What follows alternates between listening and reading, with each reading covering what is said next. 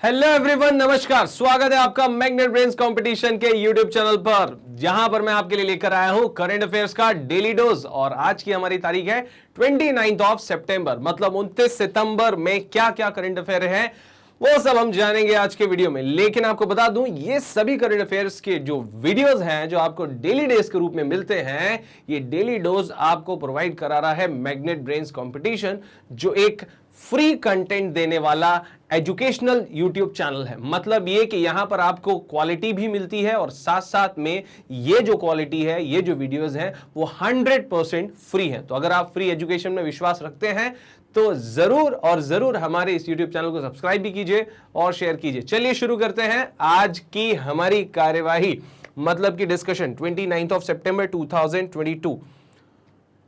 तो friends, appointment की बात हो रही है, महत्वपूर्ण नियुक्तियों की बात हो रही है। सबसे पहले तो यहां पर जैसे कि आप स्लाइड देख रहे हैं तो आपको एक अनुमान लग रहा है कि जो है ये भाई साहब हैं, और ये जो है स्लाइड देख के पता चल रहा है कि ये जज साहब हैं, न्यायमूर्ति हैं।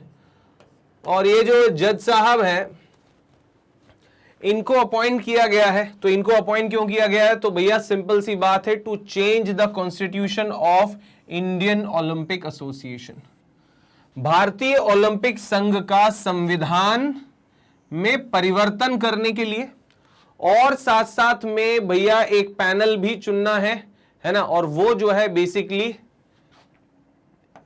इलेक्टोरल कॉलेज जिसे बोला जाता है, मतलब ये कि एक निर्वाचक मंडल जो है उसको भी चुनना है इन्हें, वो भी तैयार करना है कि कैसे जो है वहां पर नियुक्तियां होंगी इंडियन ओलंपिक एसोसिएशन में, भारतीय ओलंपिक संघ में कैसे कैसे नियुक्तियां होंगी, क्या नियम होंगे, क्या कानून होंगे। इन सब को ध्यान में रखते हुए एल नागेश्वर राव, जो कि रिटायर्ड जज है ना, रिटायर्ड जज जस्टिस एल नागेश्वर राव, आप नाम उनका याद रख लीजिए, सेवानिवृत्त न्यायाधीश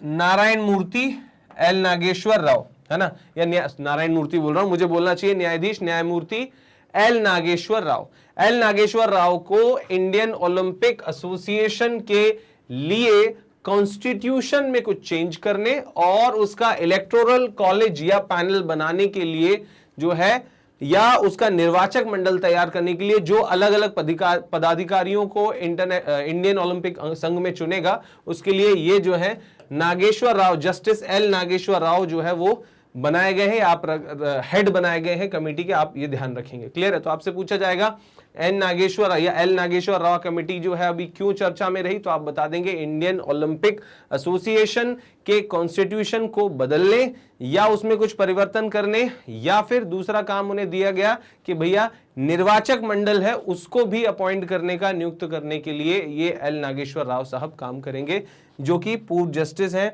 या जो है न्यायाधीश है पूर्व। ओके, क्लियर हुआ होगा आपको। अगली जो हमारी खबर है वो है उत्तर प्रदेश से। उत्तर प्रदेश से क्या खबर है देखते हैं। तो भैया Uttar Pradesh legislature reserves a day for women legislators, मतलब ये कि भैया उत्तर प्रदेश के विधानमंडल ने महिला विधायकों के लिए एक दिन आरक्षित किया है। मतलब ये कि भैया एक बार जो भी सेशन होगा विधानमंडल का, उसमें एक दिन कोई जो है वो महिलाओं को समर्पित होगा, जहां महिला अपने या महिलाओं से संबंधित जो है समस्याएं सदन में उठा पाएंगी या विधानसभा में या विधान जो है परिषद में उठा पाएंगी। तो विधानमंडल यूपी में जो है महिलाओं के लिए एक दिन जो है वो आरक्षित किया गया है। आपको बता दें उत्तर प्रदेश विधानसभा में 403 सदस्य हैं। कितने सदस्य हैं? 403, 403, और उसमें से 47 फीमेल जो है एमएलएज है, मतलब 47 महिला विधायक है यूपी में, और जिसमें से 22 तो पहली बार चुनी गई हैं।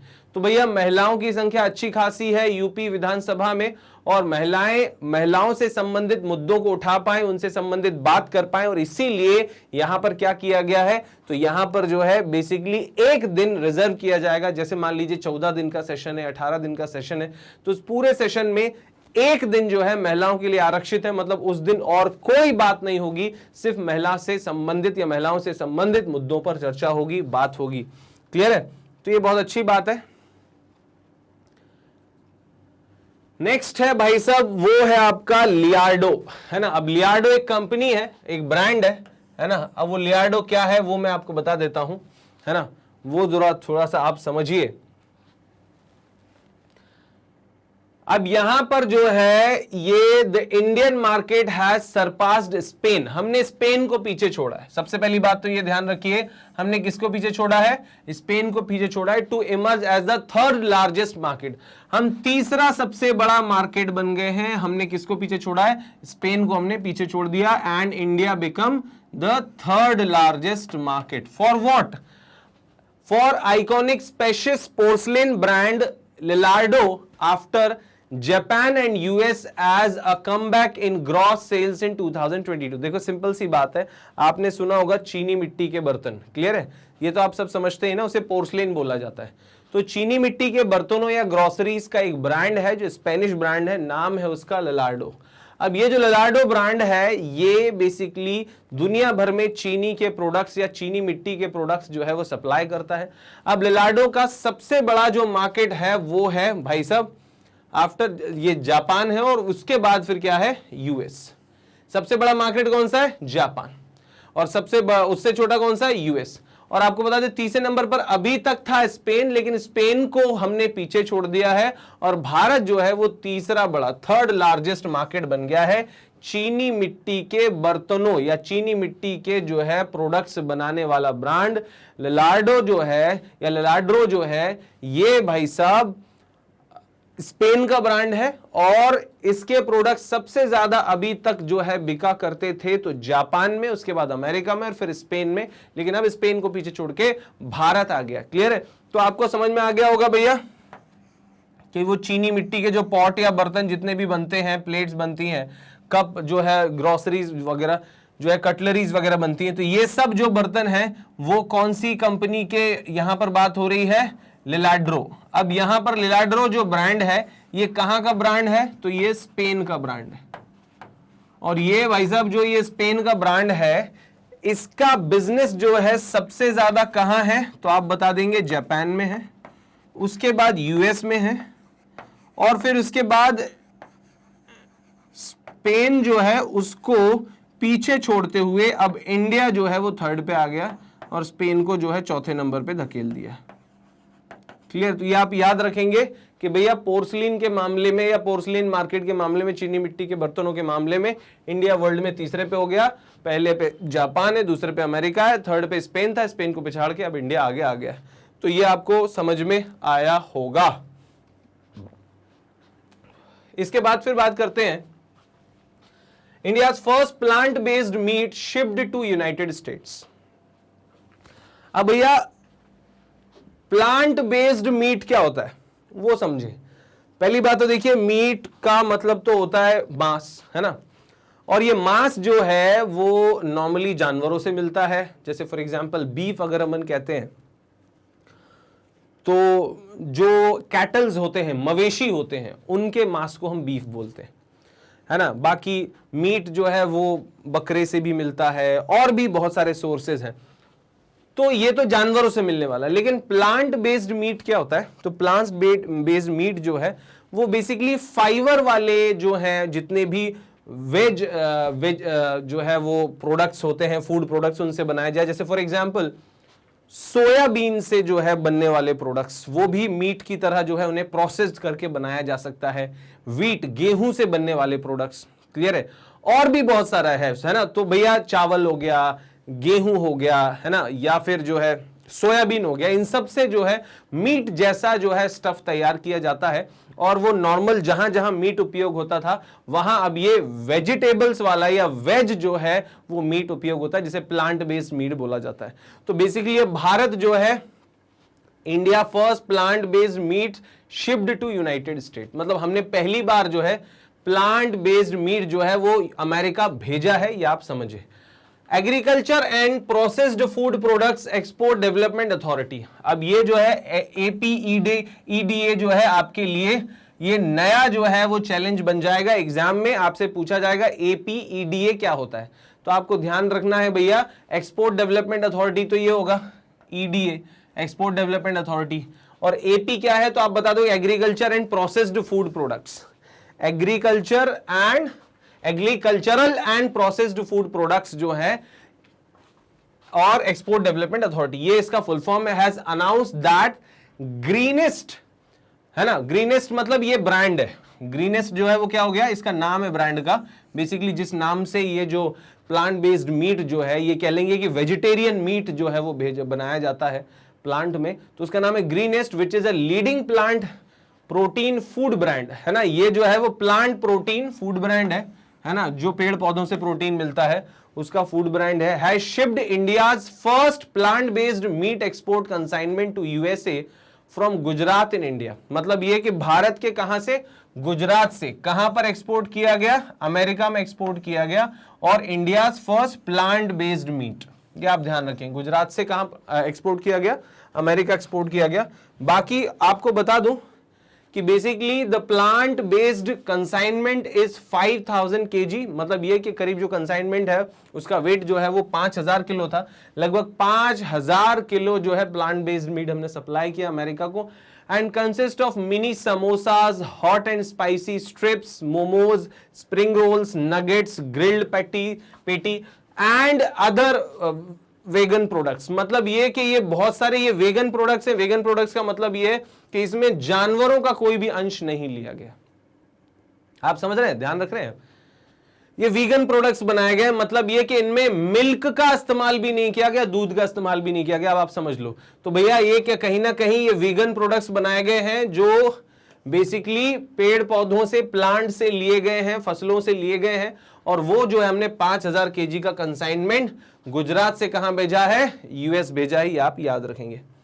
Okay, next, India's first successful arm transplant, Bharat का सबसे सफल जो है वो हाथ का पूरा जो है ट्रांसप्लांट मतलब प्रत्यारोपण जो है वो हुआ है ना, तो ये कहां पर हुआ है, तो आप ध्यान रखेंगे केरला में अमृता हॉस्पिटल में, कहां पर हुआ है, अमृता हॉस्पिटल, मतलब पहला पूरा जो हाथ है जो कि सक्सेसफुली ट्रांसप्लांट हुआ है, तो वो जो है अमृता, पहले क्या हथेली वगैरह जोड़ देते थे, लेकिन पूरा हाथ जो है वो पहली बार सक्सेसफुली ट्रांसप्लांट हुआ है, और वो अमृता हॉस्पिटल केरला में किया गया, आप याद रखेंगे। अगर आपको इसकी क्रिटिकलनेस का अंदाजा नहीं है तो आपको बता दूं कि भैया 20 से ज्यादा सर्जन्स, मतलब जो सर्जरी करने वाले डॉक्टर्स हैं, है ना, एनेस्थीसिया देने वाले मतलब बेहोश करने वाले, अलग अलग पार्ट्स में शरीर को सुन्न करने वाले जो एनेस्थीसिया स्पेशलिस्ट हैं वो कितने थे, 10 थे, है ना, और 5 जो है बेसिकली प्रैक्टिस सेशन रहे, मतलब 5 बार में ये सर्जरी जो है वो कंप्लीट की, were performed which took 18 hours of surgery, मतलब कितने घंटे की सर्जरी हुई भाई साहब, 18 घंटे की सर्जरी हुई, टुकड़ों में 5 सेशंस में थोड़ा थोड़ा करके कुल 18 घंटे का समय लगा, and it is the third of its type in the world, such a transplant was only performed previously in Mexico and France. इससे पहले कहां परफॉर्म हुआ था, तो सबसे पहले मैक्सिको में हुआ था, उसके बाद फ्रांस में हुआ था, अब इंडिया में हो रहा है, जब पूरा हाथ ही जो है वो प्रत्यारोपित कर दिया गया, पूर्ण हाथ प्रत्यारोपण, फुल आर्म ट्रांसप्लांट जो है पहली बार। तो आपसे पूछा जाएगा भारत में फुल आर्म ट्रांसप्लांट किधर हुआ, तो आप बोलेंगे केरला में हुआ, फिर आपसे पूछेंगे केरला में किधर पे, तो आप बोल दोगे भैया केरला में जो है वो अमृता हॉस्पिटल में हुआ। आपसे पूछा जाएगा भारत कौन सा देश है ऐसा करने वाला, तो आप बोलोगे तीसरा देश है, पहला कौन सा था, तो आप बताओगे मैक्सिको, दूसरा फ्रांस, है ना, तो उम्मीद है आपको क्लियर हुआ होगा।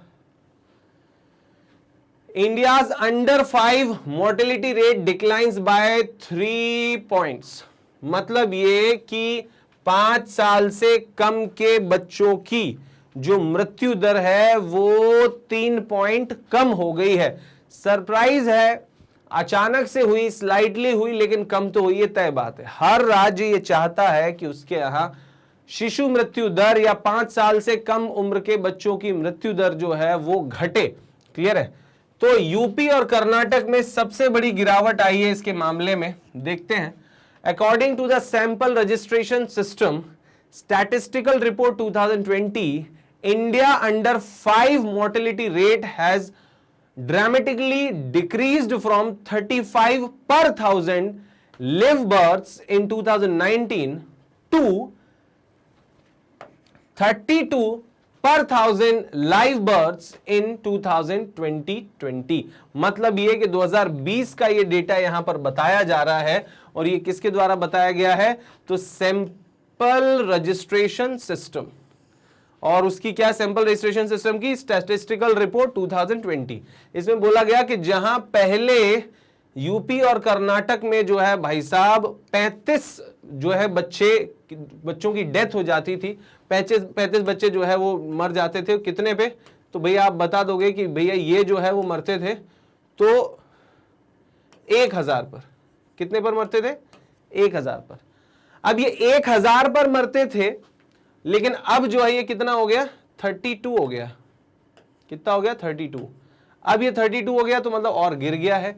तो ये अच्छी बात है ना कि अब पहले 1000 लोगों पे 35 बच्चों की, 1000 जन्म लेने वाले बच्चों पर 35 बच्चों की डेथ हो जाती थी 5 साल से पहले, लेकिन अब वो डेथ का रेट जो है वो 35 से घट के 32 पे आ गया है, और इसे बहुत बड़ी गिरावट जो है माना जा रहा है, क्योंकि इसको करना आसान नहीं होता। तो ये कहां पर हुआ है? आप ध्यान रखेंगे, यूपी और कर्नाटक में। ठीक है, आगे बात करते हैं। भैया पूर्व हमारे जो उपराष्ट्रपति वेंकैया नायडू साहब हैं, बढ़िया समय गुजार रहे हैं आजकल, अच्छे अच्छे काम कर रहे हैं, और एक अच्छा काम उन्होंने ये किया। पहली बात तो ये फॉर्मर वाइस प्रेसिडेंट है, मतलब पूर्व उपराष्ट्रपति हैं, और सर का नाम जो है वो बिल्कुल विख्यात है, और नाम है एम वेंकैया नायडू। काफी बढ़िया स्वभाव के आदमी है एम वेंकैया नायडू भाई साहब। Released a collection of Prime Minister Narendra Modi's selected speech at Akashvani भवन in New Delhi। मतलब प्रधानमंत्री मोदी के भाषणों, सिलेक्टेड चुनिंदा भाषणों का जो है कलेक्शन आकाशवाणी भवन न्यू दिल्ली में किया गया है ना। आप ध्यान रखेंगे, आकाशवाणी भवन में नई दिल्ली में पूर्व उपराष्ट्रपति एम वेंकैया नायडू ने प्रधानमंत्री नरेंद्र मोदी के चुनिंदा भाषणों का संकलन और संग्रह जो है वो जारी किया, रिलीज किया। और इस बुक का नाम क्या है? तो सबका साथ, सबका विकास और सबका विश्वास। ये बुक का नाम है, देखो, सबका साथ, सबका विकास, सबका विश्वास। ये बुक जो है बेसिकली प्राइम मिनिस्टर ने जो जो कहा है, कब से कब तक, तो मई 2019 से मई 2020 तक, मई 2019 से मई 2020 तक जो जो उन्होंने कहा है, वो सारे उनके वक्तव्य जो है, भाषणों का संकलन यहां पर इस बुक में प्रस्तुत किया गया है। तो कहीं ना कहीं ये प्रधानमंत्री के आने वाले विजन्स के बारे में और ज्यादा पिक्चर क्लियर करेगा और लोगों को इसके बारे में जागरूक भी करेगा। तो आप याद रखेंगे, नाम क्या है बुक का? सबका साथ, सबका विकास, सबका विश्वास। तो आपसे पूछेंगे क्या है, तो आप बोलोगे कि it is a collection of speeches of prime minister Narendra Modi from 2019 to 2020। Indian author and poet Meena Kandasamy won German pen award, है ना। अब जर्मन पेन अवार्ड मिला है किसको? मीना कंडासामी को। ये आप ध्यान रखेंगे, मीना जी को अवार्ड मिला है, मीना कंडासामी को अवार्ड मिला है। और बेसिकली कौन सा अवार्ड मिला है? जर्मन पेन अवार्ड, है ना। Indian author and poet Meena Kandasamy won announced this year recipient of the Herman Keston Prize by Penn Center। Herman Keston Prize, prize का नाम क्या है? Hermann Kesten prize.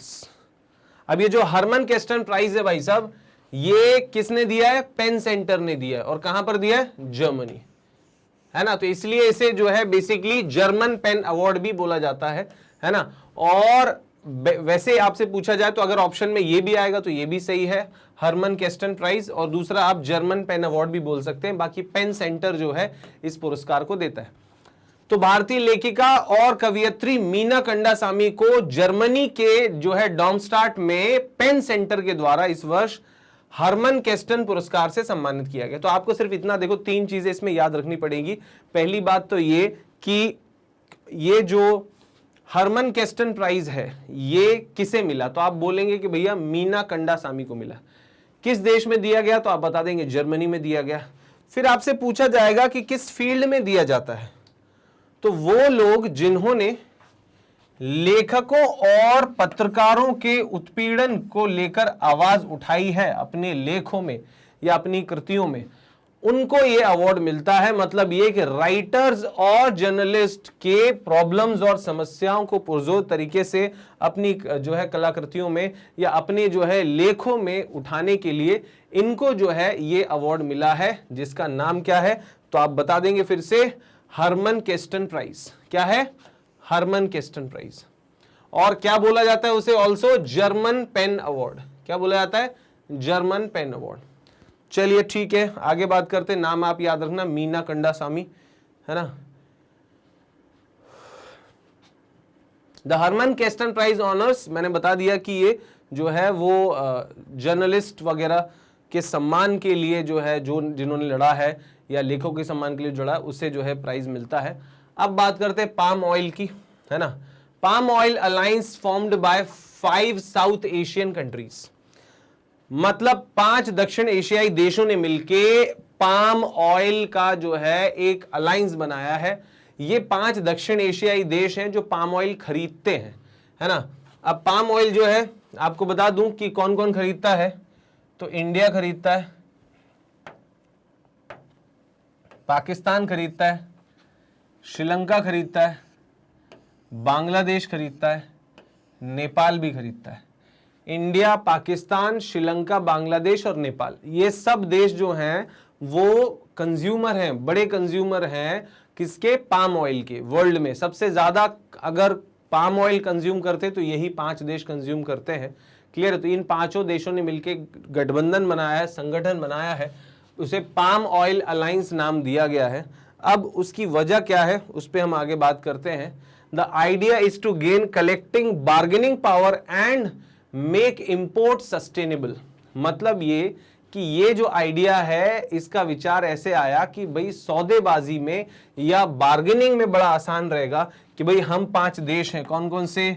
इंडिया है, श्रीलंका है, पाकिस्तान है, नेपाल है, बांग्लादेश है।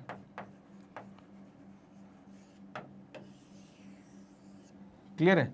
तो ये जो 2 देश हैं, इंडिया, श्रीलंका, पाकिस्तान, नेपाल और बांग्लादेश, मतलब ये जो 5 देश हैं, इन्होंने मिलके एक गुट बना लिया है कि अब दुनिया में कोई भी देश, चाहे वो थाईलैंड हो, चाहे मलेशिया हो, कोई भी देश हो, अगर वो पाम ऑयल बेच रहा है और अगर इन्हें खरीदना है तो ये मिलके जो है ये बार्गेनिंग करेंगे कि भैया हमें और सस्ता चाहिए है ना। और मिलके कलेक्टिवली ग्रुप बनाकर बात करेंगे। मान लो कोई देश उन सस्ते दामों पर देने के लिए तैयार नहीं हो तो ये 5 मना कर सकते कि भाई तुमसे लेने नहीं, हम किसी और से खरीदेंगे।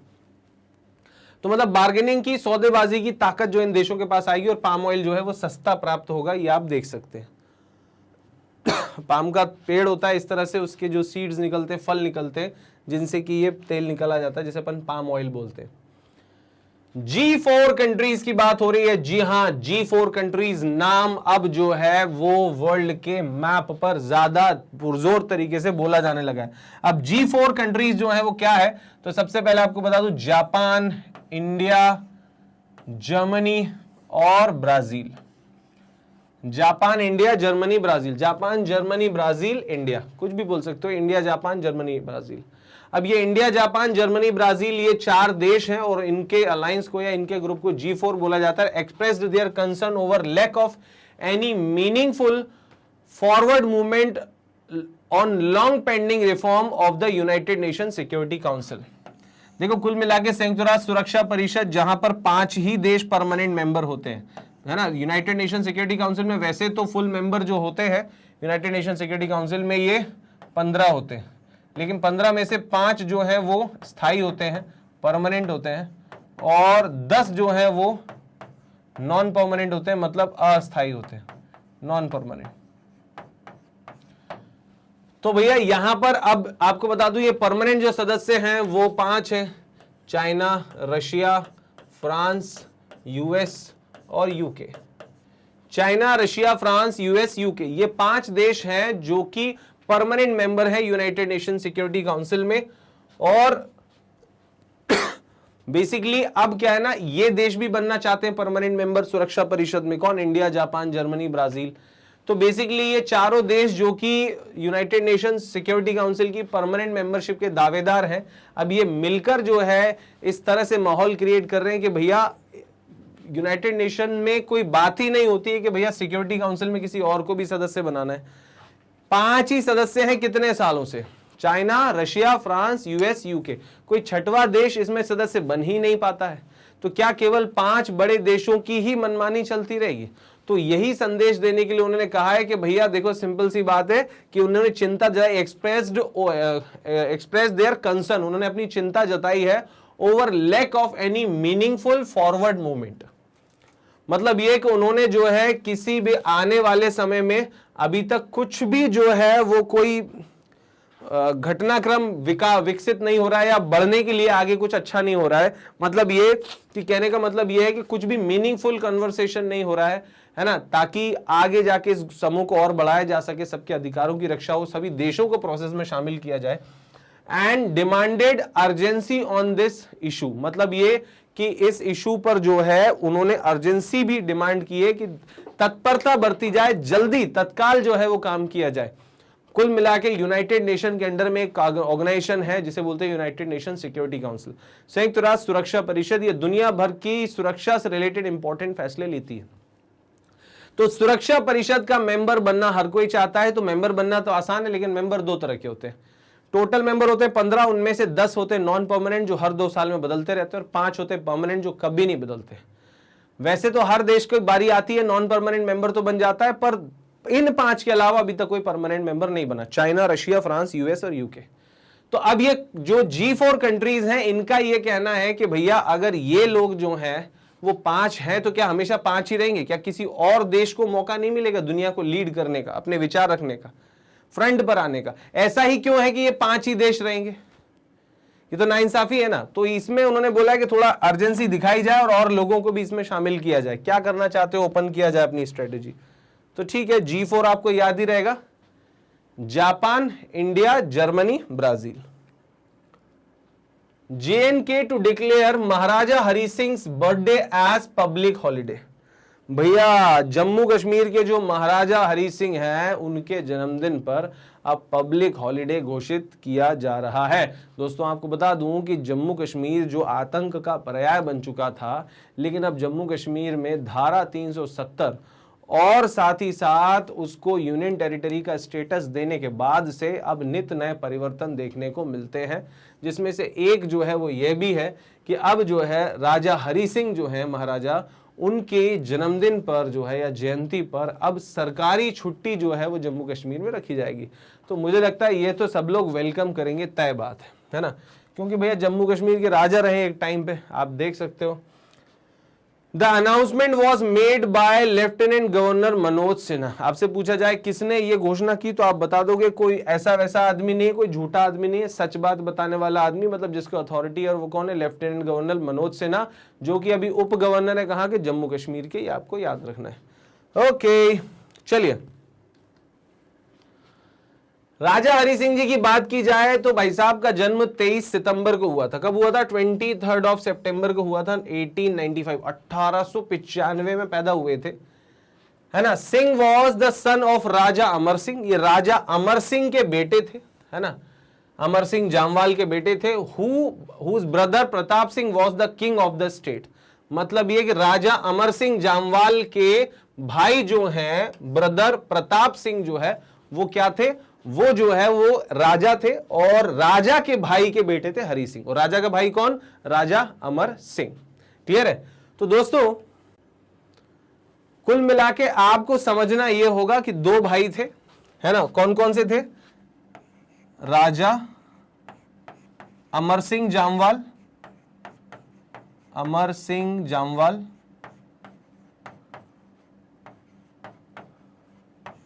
और दूसरे थे प्रताप सिंह, प्रताप सिंह जामवाल। लेकिन जम्मू कश्मीर में राजा कौन थे? तो राजा थे ये Pratap Singh Jamwal, he was a king in Jammu Kashmir. लेकिन अब जो है किंग कौन बने, मतलब 1895 में जो जन्मे, उनका नाम क्या था? इनके पुत्र हैं राजा अमर सिंह जामवाल के पुत्र राजा हरि सिंह, राजा हरि सिंह। क्लियर है? तो ये राजा हरि सिंह जो है वो किंग बने। तो पहले किंग उनके ताऊजी थे, है ना, या ये कह लें कि उनके पिताजी के बड़े भाई थे प्रताप सिंह जामवाल, और फिर जो है राजा अमर सिंह जामवाल के पुत्र राजा हरि सिंह जो हैं वो यहां पर राजा बने। आप ध्यान रखेंगे जम्मू कश्मीर में। और 23 सितंबर को उनका जन्मदिन मनाया जाता है और इसीलिए अब हर साल 23 सितंबर को जम्मू कश्मीर में सरकारी अवकाश रहेगा। चलिए, 12th company to get Maharatna company status. आपको पता है देश में 11 महारत्न कंपनियां तो अभी है ना। Example, steel authority of India limited, Bharat जो है बेसिकली हैवी इलेक्ट्रिकल्स लिमिटेड, है ना, gas authority of India limited, Indian oil corporation, है ना। तो ये बेसिकली ऐसे बहुत सारे मैंने एग्जाम्पल दिए। टोटल कितनी सरकारी कंपनियां जिनको सरकारी कंपनियों को स्टेटस दिए जाते हैं? महारत्न, महारत्न, नवरत्न, नवरत्न और मिनी रत्न। महारत्न, नवरत्न और मिनी रत्न। महारत्न, नवरत्न और मिनी रत्न। तो ये जो महारत्न, नवरत्न और मिनी रत्न है, ये भाई साहब बेसिकली 3 स्टेटस होते हैं और सबसे बड़ा स्टेटस होता है महारत्न का। तो अब 12वीं महारत्न कंपनी बन गई है, नाम है उसका REC, rural electrification corporation limited, जिसे अब REC लिमिटेड बोला जाता है। क्लियर है? याद रहेगा, REC लिमिटेड। ये नॉन बैंकिंग फाइनेंस कंपनी है। मतलब ये कि ये बेसिकली रूरल इंडिया में इलेक्ट्रिफिकेशन के प्रोजेक्ट्स को फाइनेंस करती है।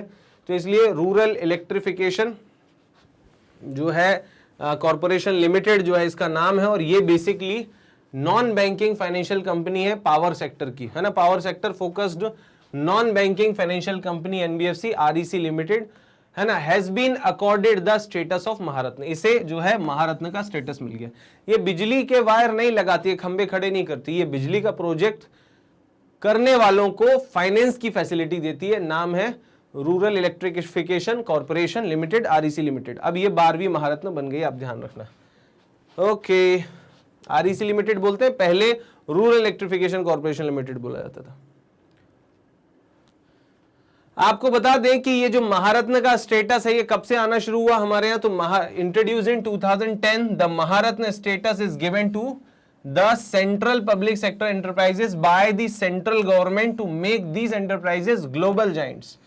वैश्विक स्तर पर इन्हें दिग्गज बनाने के लिए कंपनियों को महारत्न का स्टेटस दिया जाना शुरू हुआ 2010 से। 2010 से जो है महारत्न के स्टेटस जो है वो दिए गए ताकि हमारे यहाँ की जो सबसे बड़ी कंपनियां हैं वो विश्व में भी दिग्गज बन सके, है ना। तो अब जब महारत्न का स्टेटस मिला है तो ये स्टेटस मिलता कैसे, सबके दिमाग में क्वेश्चन ये रहेगा। तो आपको बता दें, this status is granted to central public sector enterprises. CPSE बोले तो जो वो कंपनी जिस पर सरकार का हक है या सरकार जिसकी मालिक है। तो this status is granted to CPSE which recorded more than 5,000 crore rupees net profit.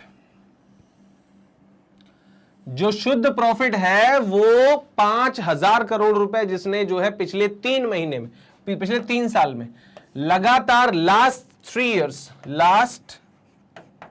Years profit जो है वो कितना रहा। तो लास्ट 3 इयर्स जो प्रॉफिट है वो 5,000 करोड़ एवरेज, ठीक है, 5,000 करोड़ रुपए। उसके बाद उन्होंने कहा एन एवरेज एनुअल टर्नओवर,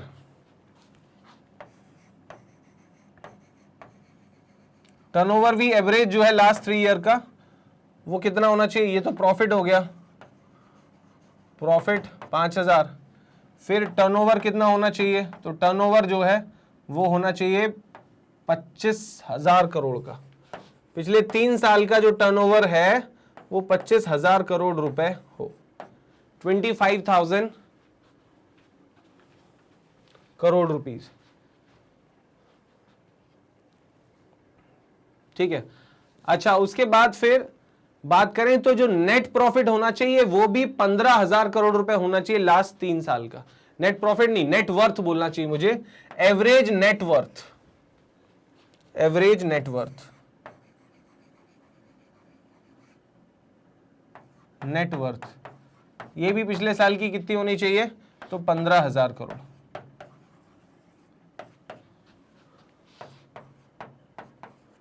तो भैया ध्यान से देखो, सिंपल सी बात, कारोबार टोटल टर्नओवर पिछले 3 साल में का औसत जो है कितना रहा हो, 25,000 करोड़ रुपए। फिर उसके बाद पिछले 3 साल का शुद्ध लाभ कितना रहा हो, 5,000 करोड़ रुपए।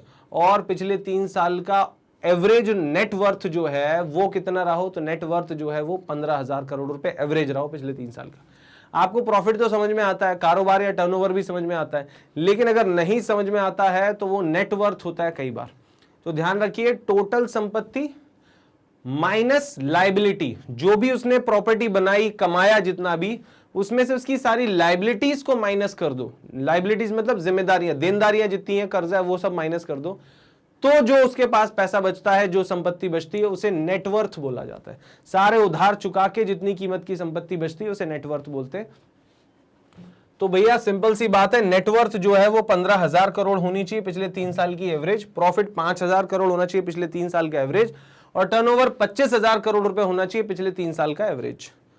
Okay, it should have a footing in international market and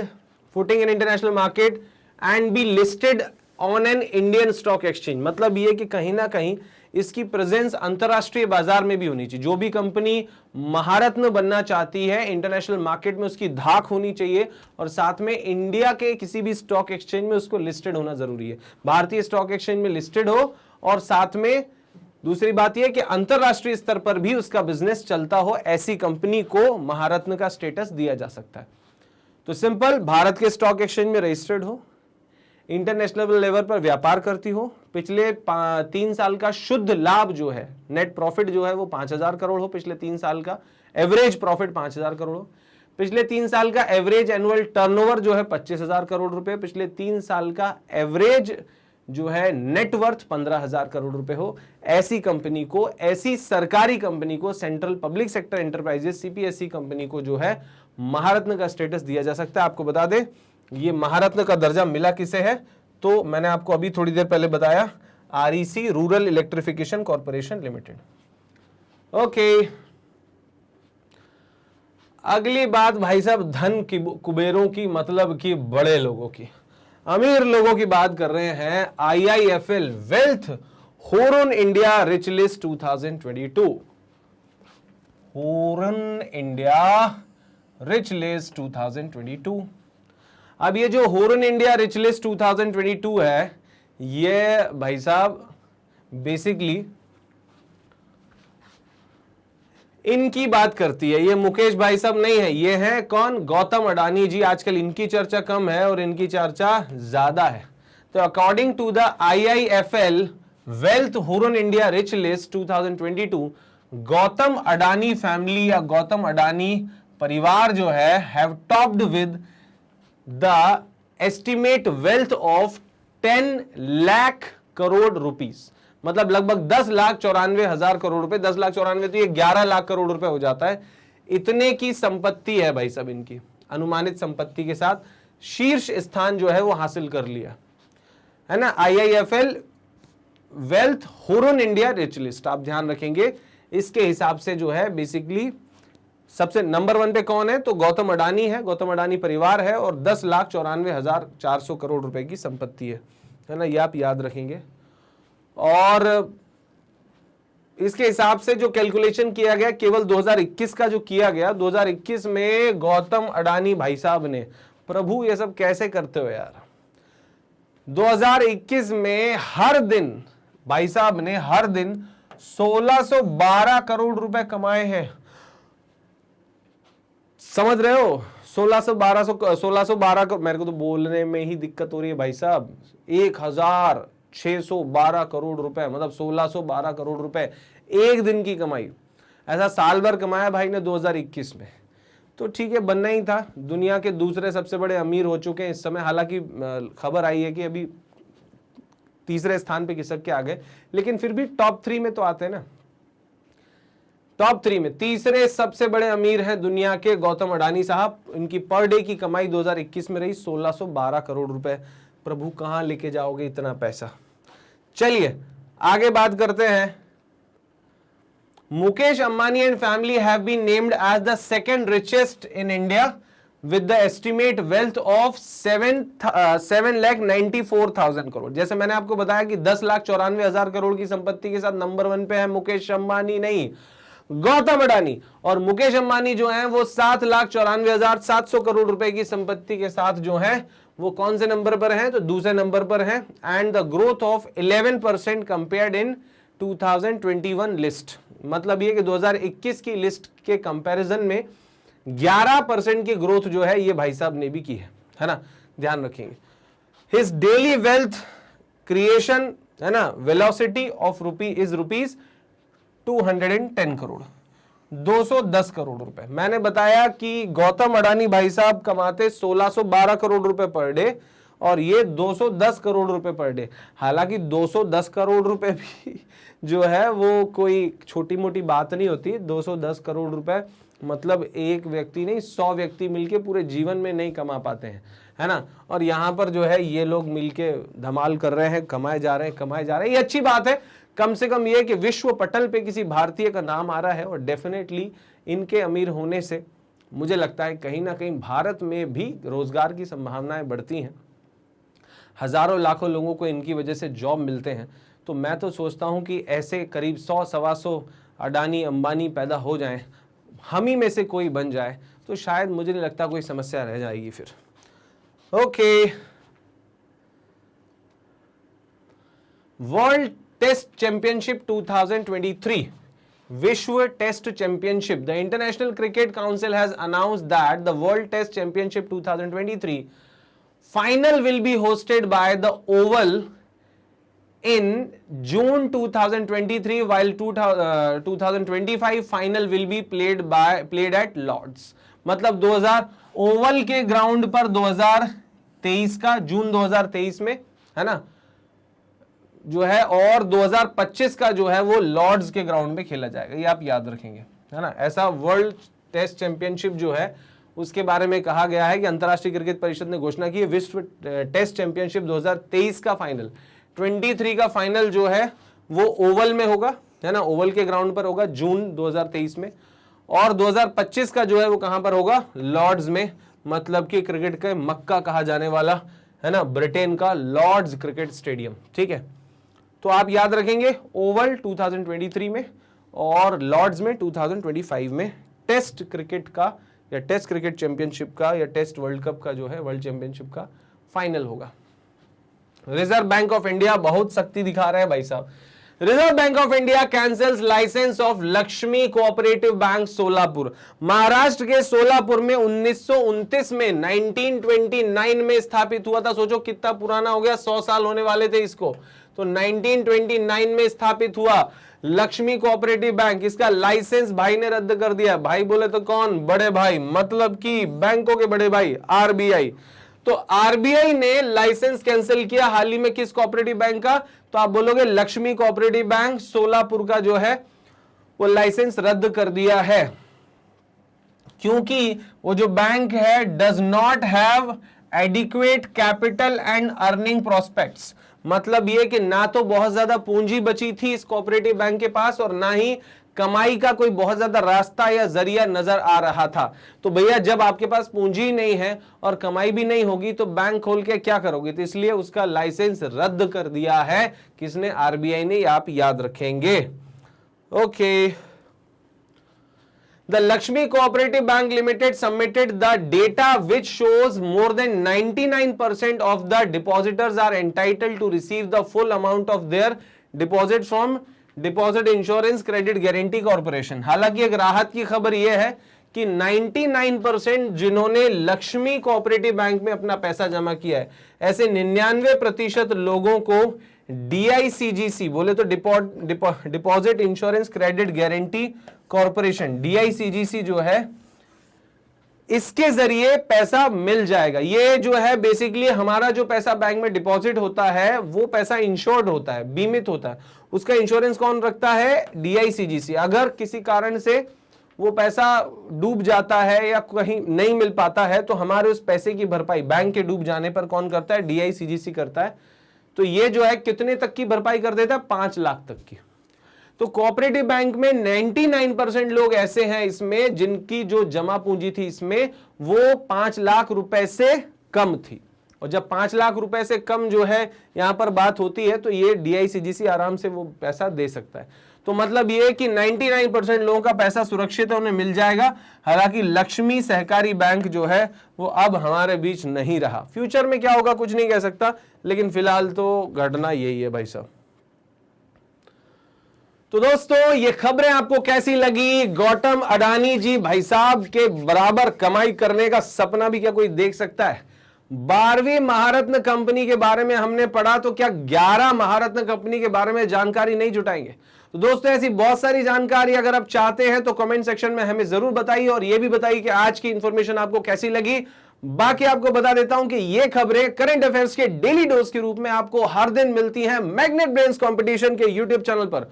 और ये मैग्नेट ब्रेन्स कंपटीशन का जो यूट्यूब चैनल है, ये सारा कंटेंट जो है वो high quality educational content free of cost available कराता है। तो अगर आप भी इसका आनंद लेना चाहते हैं तो आपको करना यह है कि मैग्नेट ब्रेन्स कंपटीशन को यूट्यूब चैनल पर जो है या यूट्यूब पर ज्वाइन कीजिए, सब्सक्राइब कीजिए, लाइक कीजिए और शेयर कीजिए, और मिलते रहिए हर दिन हमारे करंट अफेयर्स के डेली डोज के सेशन में। थैंक यू एवरीवन, जय हिंद।